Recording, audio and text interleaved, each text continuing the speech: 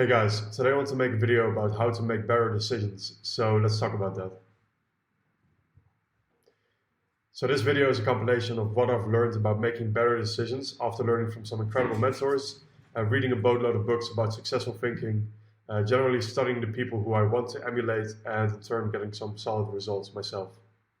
So the goal of this video is to help you avoid problems, avoid stress, avoid overthinking, and simply get to your goals in the most effective way possible. And our decisions decide our future, so please take the time to fight your monkey brain for a couple of minutes and actually learn some cool stuff. So here's a quote that I love, and it's from Shane Paris. He says, "In life and business, the person with the fewest blind spots wins." Removing blind spots means we see, interact, and move closer to understanding reality. We think better, and thinking better is about finding simple processes that help us work through problems from multiple dimensions and perspectives, allowing us to better choose solutions that fit what matters to us. The skill for finding the right solution for the right problems is one form of wisdom. So, before we get into the actual nitty gritty on how to make better decisions, please consider sharing this with a friend or your network if you find it valuable. It took quite a lot of time to work and to build this out. So, first chapter of what I want to talk about is about freeing up capacity. And before we think about, okay, like what type of mental models can we use and how can we make better decisions and all of that, how can we prepare to make better decisions without actively changing the decision making process? Okay. So the first step for me would be to write a blueprint on how we want life to make. So once you have your blueprint figured out and you know how you want life to look like in 10 years or 3 to 10, but preferably longer, which is what we're going to talk about as well, then the next step is to reclaim your focus. And this starts off with monk mode. And monk mode is a protocol where you don't watch social media, you don't watch TV, you don't watch news, you don't watch Netflix, you don't watch any garbage that pollutes your mind and either makes you brain dead or brainwashes you into believing some nonsense. Because that's all what the media does in general, right? You need to pick your sources very carefully. The other parts of that is doing meditation, which you're probably aware of the benefits, but you're probably also not doing it. So do it. And I struggle with this as well, but just do it. Having a clean diet, avoiding sugar. It depends per person. Let's say sugar, dairy, not a boatload of meat. A adequate amount. Wheat, all of that.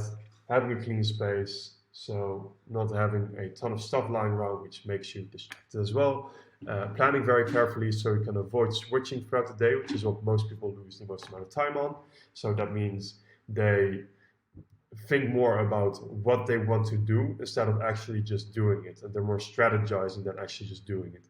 And have dedicated time for thinking.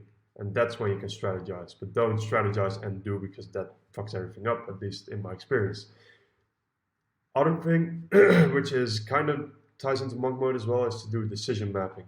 So it's having a list of to-dos and not to-dos. So monk mode is the list of not to-dos, and to-dos are important as well because you want to get very clear on, in my business, what are the highest leverage activities, which is what we're going to talk more about in a second. So decision mapping is, I want to do this and this and this and this, and if I'm not doing these things on a day-to-day, then I know I'm fucking up, because anything that's not on this list is a total waste of time, or a waste of time comparatively to these activities, right?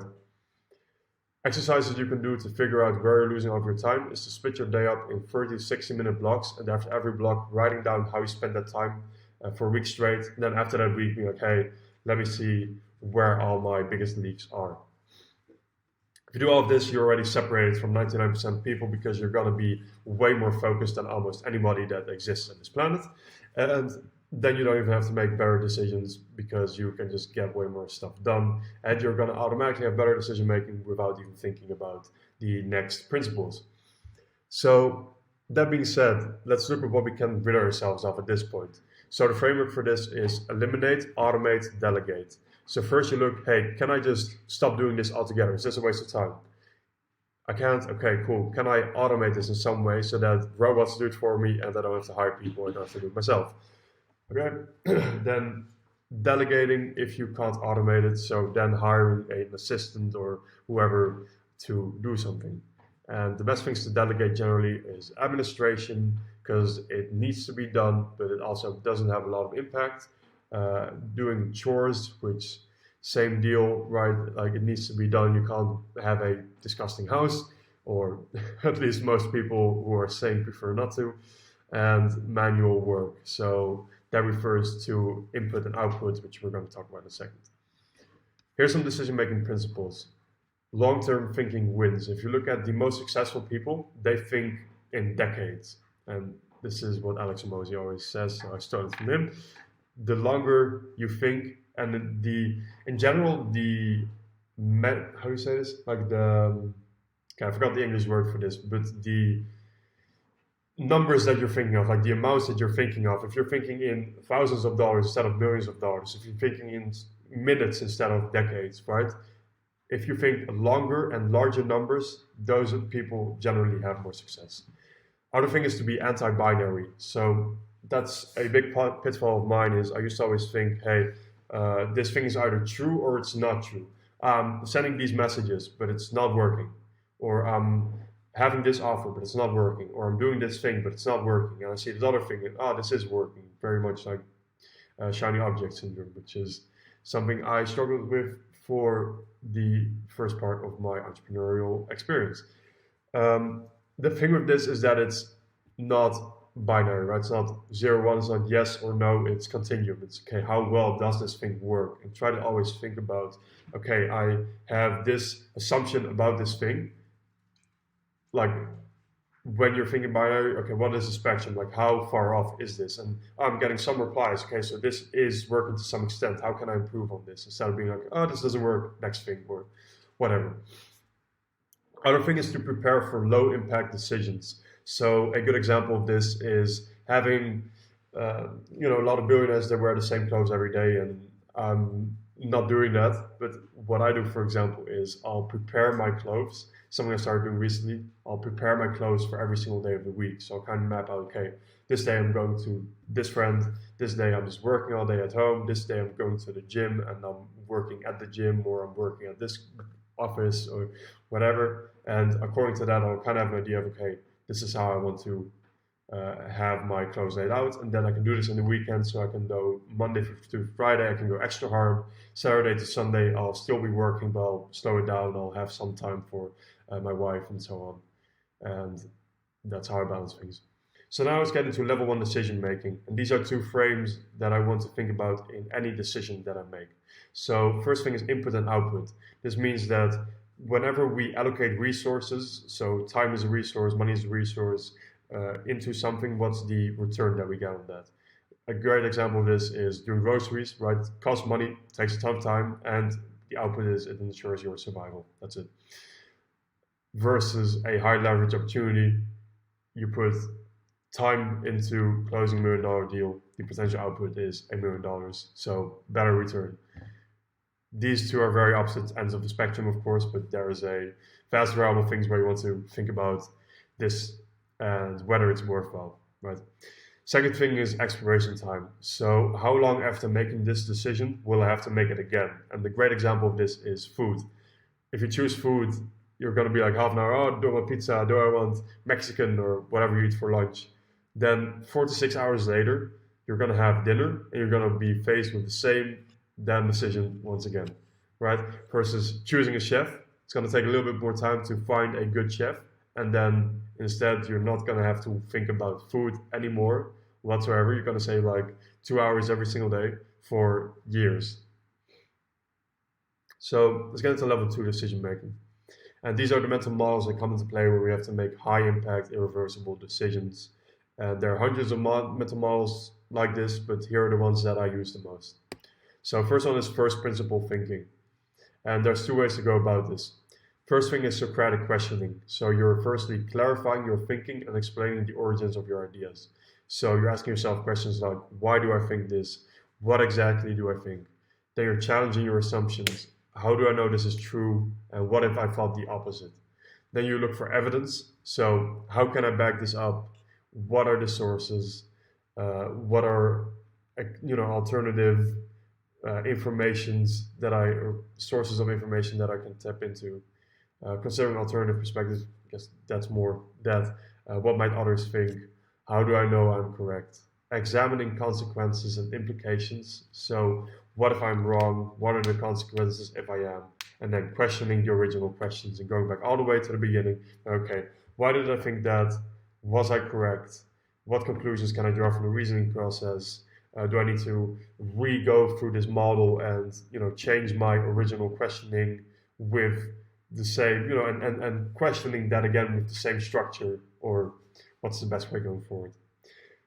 Alternative is the 5 whys. So whenever you ask why, and then why, then why, and then why, and then why, generally, if you can't go on for like 5 times, and you're not gonna, generally, first you're gonna end up because this is the way it is, or some stupid reasoning, and that's why you need to get very clear on the actual principles underneath your thinking so you can unravel how you think and how the world works. And the goal is to build up 2 more whys so you can reason more and more why something is the way it is without just saying it is. So second order thinking is, if I make X decision, what will happen first? What's going to happen after that? And what's going to happen after that? And this is a great model for instant gratification. So we just think, oh, monkey brain wants food, and we buy food. Okay, or monkey brain, I drive past McDonald's. Monkey brain likes McDonald's, and we drive to McDonald's and we eat it. So what's going to happen first is we're going to feel satisfaction because we're rewarding our monkey brain for dumb shit. So what's going to happen after that, at least for me, is you're going to feel horrible and like you're poisoning yourself. And after that, what's going to happen is you're going to have brain fog. Depending on how brain fogged your brain already is, you might even notice it. But if you're very clean, you're going to notice for like another day that your entire mental state is fucked, right? That's a great way to think about instant gratification. Okay, so let's get into probabilistic thinking. First thing is Bayesian thinking. So this is using relevant prior information. So instead of just going straight to your first assumptions, you're thinking, okay, instead of just thinking this, what is relevant prior information that I already know? And what might I already know that I can use to better understand the situation? Plus, what can I now tap into to make better decisions? Second thing is asymmetrics. So when we make use of our probabilistic decision making, we tend to overestimate the optimistic side rather than the under-optimistic side. And this is not really a mental model, it's more, okay, be aware of this. So the best example of this is, how often do you leave on time and you arrive 20% early? And how often do you leave on time and arrive 20% late? You never leave on time and arrive 20% early, right? Inversion thinking is one of my favorite ways to think through things. We're better at finding problems than finding solutions. So the best thing to do is to list out what you don't want and then do the exact opposite. A brilliant example of this is Alex Hormozi's 28 rules on how to stay poor. So here's 3 of them. Start tomorrow versus start now. Pick a spouse who will make you feel guilty for working versus pick a spouse who encourages/embraces work.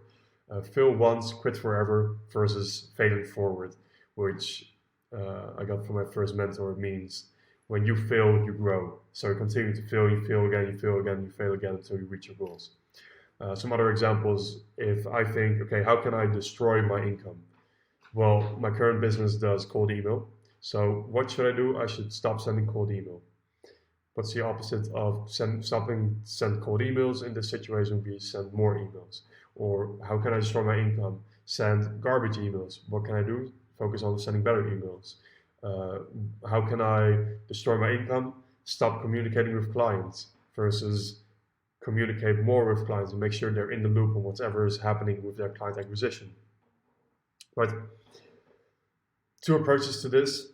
Assume that what you're trying to prove is either true or false, and then show what else would have to be true. Or instead of thinking about your goal, think about what you don't want and then see what the opposite is of that, or what options are left over. Okay, so last thing I wanted to talk about is feedback. So here's a great analogy for that. When your microphone, which is your input, records something you say, this coming back out from a speaker or output, and this then feeding back into your microphone makes it go louder and louder and louder until it's like squeaking in your ear. Right? This is an exponential thing. And any place where you see exponential growth, feedback is there. Finance, you have the compounding effect of interest. You have money, you get a percentage back of that money. You have more money, they get a percentage back of that extra money, and so on. And getting a loan is the exact opposite, right? So negative feedback. Reinvesting in your ROAS is another great flywheel. And another great example is the Amazon flywheel. So this is a bit of the Amazon growth strategy. They make sure customer experience is the main focus. So they invest as much as they can in customer experience. This causes more traffic because people like shopping at Amazon. They get more sellers because there is more demand. There is more sellers, so there becomes a larger selection of items. And there is a larger selection of items, so people like to come to Amazon for more stuff. This entire flywheel then ensures that Amazon grows, which causes Amazon to get lower cost structure, get lower prices, and lower prices make the customer experience go up.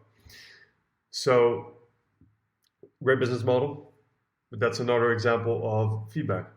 So, generally, a decision that can create feedback is a great opportunity. Try to find those, and you're going to win. Sure. So, just before we end this, some references. I tapped into a lot of Sam Ovens thinking, Alex Hormozi's thinking, and Mental Models Volume 1 by Shane Paris for this. So I hope this video helps you, and I'll see you in the next video. Have a great day. Bye-bye.